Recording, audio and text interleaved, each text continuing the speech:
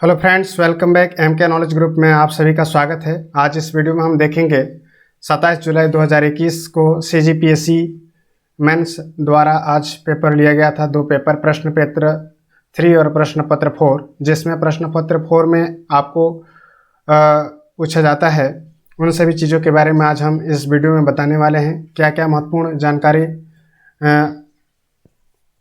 इसमें पूछे गए थे प्रश्न पत्र 4 में, उन सभी क्वेश्चनों को हम इसमें डिटेल से देखने वाले हैं। तो चलिए हम बात करते हैं कि प्रश्न पत्र 4 जो है उसमें 3 जो भाग होते हैं। पहला भाग इसका जो होता है आपका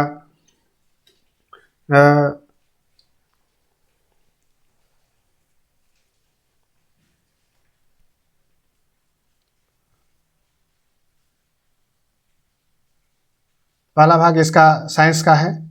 तो साइंस का पहला हो गया, इसमें फिजिक्स से पूछा जाता है, केमिस्ट्री पूछा जाता है और इसके साथ ही इसमें बायोलॉजी का भी अध्ययन किया जाता है। दूसरा इसमें भाग जो होता है मैथ से क्वेश्चन पूछा जाता है, जिनमें हम बात करेंगे मैथ में 50, बायोलॉजी, केमिस्ट्री और बायो से 75 अंक के प्रश्न पूछे जाते हैं। पर्यावरण में 75 प्रश्न पूछे जाते हैं। पर्यावरण के साथ इसमें कंप्यूटर और अप्लाइड विज्ञान के क्वेश्चन पूछे जाते हैं। उन सभी क्वेश्चनों को आज हम इसमें देखेंगे और किन बुक से क्वेश्चन पूछा गया उन सभी बुक के माध्यम से भी हम देखने की कोशिश करेंगे किस प्रकार का सिलेबस रहा है और किन चीज़ों के बारे में इसमें डिटेल व्याख्या करना है।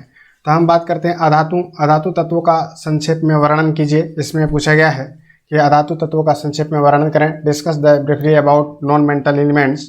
तो अधातु तत्व वे तत्व होते हैं जिसके अंतर्गत वे इलेक्ट्रॉन का त्याग कर ऋणायन बनाते हैं। तो इस प्रकार के तत्वों को अधातु तत्व के अंतर्गत रखा गया है, ठीक है।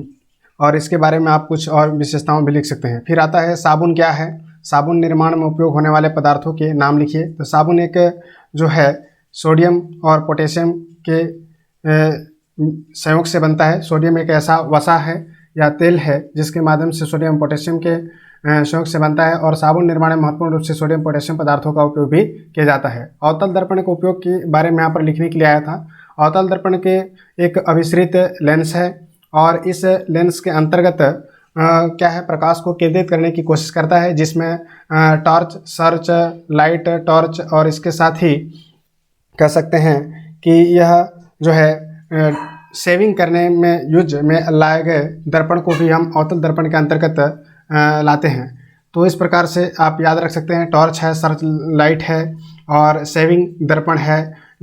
और जो है वाहनों में लैंप होता है जिसके माध्यम से प्रकाश को देखते हैं। प्रकाश जो होती है सर्च, उसमें लाइट होती है, उनका प्रयोग होता है। इसके साथ ही दंत चिकित्सक जो होते हैं उनमें चिकित्सक उपयोग के लिए जो दर्पण का यूज करता है वो दांतों के देखने के लिए, उसमें भी अवतल दर्पण का प्रयोग किया जाता है। इससे पहले प्रीवियस सेट्स में उत्तल दर्पण के बारे में भी पूछा गया था। 3 चीज़ों को आप जान सकते हैं। गैसों में विद्युत विसर्जन की व्याख्या कीजिए।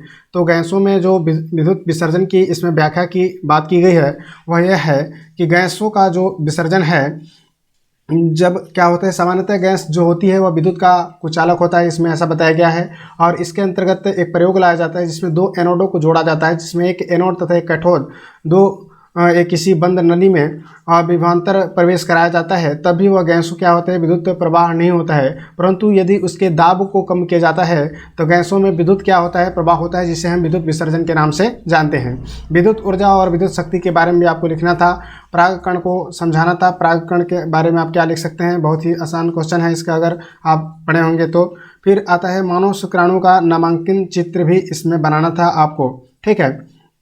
परागकण को इसमें परिभाषा के माध्यम से आप समझा सकते हैं। थोड़ा इसमें डिटेल भी आप एक्सप्लेन भी कर सकते हैं, ठीक है। परिभाषा के साथ एक्सप्लेन भी यहाँ पर बोला गया है।